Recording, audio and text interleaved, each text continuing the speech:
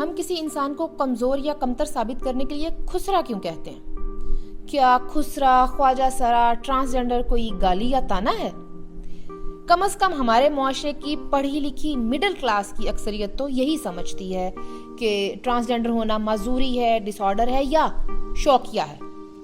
Native media ने आज एक सोशल एक्सपेरिमेंट में लोगों से पूछा कि लफ्ज़ खुसरा सुनकर उनके जहन में पहला ख्याल क्या आता है? The middle of male and female. बेचारे गरीब हैं, मांगते फिरते हैं इधर, और इसके अलावा क्या बस यही आता है ज़हन में। मैं जब भी खुसरा सुनता हूँ तो वो मतलब कि स्ट्रीट बैगर्स, मेरे जहन में यही लफ्ज़ आता है बिल्कुल। बेसिकली खुसरा के जहन से तो यही आता है ना कि वो बंदा जो ना ही है ना शी है। हाँ, ज़रा बॉय जो थोड़ा सा गर्ली वे में चले फिरे कुछ इस किस्म से, ये जो मांगते हैं फ़कीर वगैरह, जो औरतों का हुलिया बना के फिर रहे होते हैं मर्द, उन्हीं का जहन में आता है। लड़कियों की तरह वो ड्रेसअप हुए हुए होते हैं, लेकिन लड़कों से भी जैसे लग रहे होते हैं, लंबे होते हैं। खुसरा लफ्ज़ के नाल ज़हन च की आंदा है? खुसरा नाल खुसरा तो खुसरा ही है ना। लफ्ज़ खुसरा से आपके ज़हन में क्या आता है? कुछ भी नहीं। कुछ तो आता होगा। नहीं, नथिंग। जिस तरह से वो हंसे हैं वो भाई साहब, इससे तो लगता है भाई साहब के जहन में आता होगा ना। आपको क्या लगता है ये कोई डिसऑर्डर है? डिसऑर्डर हो भी सकता है, मुझे वैसे इसका इतना आइडिया तो नहीं है, लेकिन ये कि इसको डिसऑर्डर ही अगर आप लें और इनको मतलब कि आप डिसऑर्डर समझें तो मुझे नहीं पता कि लेकिन इसकी साइकोलॉजिकल है प्रॉब्लम या बायोलॉजिकल है, लेकिन जो भी है प्रॉब्लम है। ये कोई बीमारी है या दिमागी ਇਹ मसला है? ਦਿਮਾਗੀ ਮਸਲਾ ਵੀ ਕਈਆਂ ਨੂੰ ਦਿਮਾਗੀ ਮਸਲਾ ਵੀ ਹੈ ਤੇ ਕਈਆਂ ਨੂੰ ਵਿਚਾਰਿਆਂ ਨੂੰ ਉਹ ਸ਼ੌਕ ਨਾਲ ਵੀ ਲੱਗ ਫਿਰਦੇ ਨੇ, ਐਵੇਂ ਤਾੜੀਆਂ ਮਾਰੇ ਬਾਹਰ ਰੱਖੇ खुसरा लगे फिरते ने, बस यही। देखें बेसिकली ये एक बीमारी है, क्योंकि होता ही क्या है कि सेक्स पार्ट के ऊपर बच्चे के एक झिल्ली होती है उस टाइम पे जब बच्चा पैदा होता है, ठीक है। अब उस टाइम क्या होता है कि नॉर्मल जो हमारे प्रीवियस थे या पुराने कल्चर के अंदर उसको कहते हैं हाँ खुसरा पैदा हो गया, अगर उस टाइम उसका इलाज हो जाए, वो ऑपरेट हो जाए, तो वो या तो मर्द होगा या फिर औरत होगा, क्योंकि जिस माशरे में या जिस माहौल के अंदर वो रहता है, ठीक है, वो अडॉप्ट हो जाता है कि ज़ाहिर बात है उसका सेक्सुअल पार्ट उस नॉर्मल इंसान की तरह नहीं होता, डिजीज़ की वजह से या किसी भी आपका जो उनसे है माँ या बाप के रिलेशन की वजह से, कज़न मैरिज की वजह से या किसी और वजह से।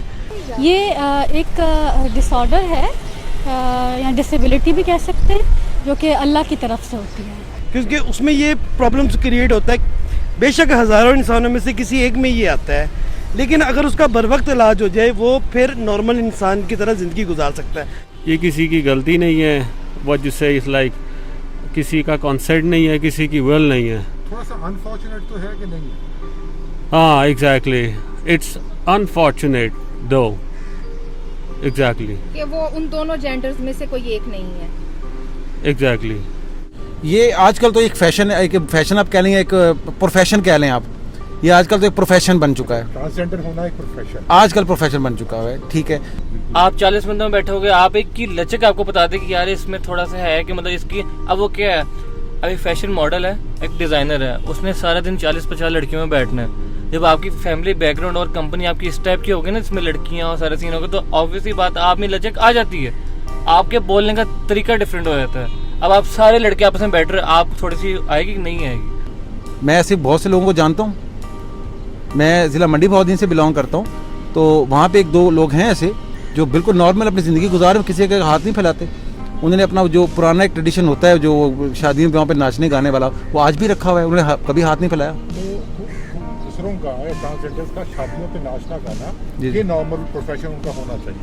सर वो तो डिपेंड करता है ना, वो अपने वो किस तरफ लेके आ रहे हैं, उनमें क्या मतलब उनमें क्या क्वालिटीज़ मौजूद है, अपनी ये तो इंसान को खुद पता होता है ना कि मेरे अंदर क्या, मैं किस तरफ अपने को मोटिवेट कर सकता हूँ।